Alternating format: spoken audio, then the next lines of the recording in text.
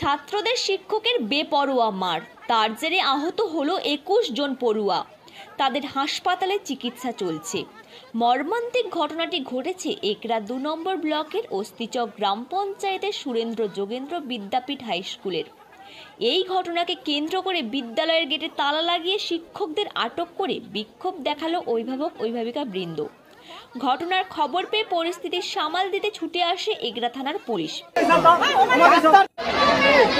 বিক্ষোভ চলে রাত্রি 8:30 পর্যন্ত।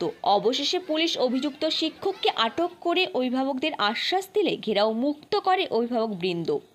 সূত্রের খবর, আজ বৃহস্পতিবার সকালে বিদ্যালয় চলাকালীন বিদ্যালয়ের শিক্ষক বিপ্লব পণ্ডা 8ম শ্রেণীর বইয়ের পড়া না করতে পারায় তাদের বেদম প্রহার করে। বেত্রাঘাতে আহত হয় 21 জন পড়ুয়া। গুরুতর আহত অবস্থায় তাদের হাসপাতালে নিয়ে যাওয়া হয়, সেখানে চিকিৎসা চলছে। এই ঘটনাকে ঘিরে এলাকায় উত্তেজনাও রয়েছে।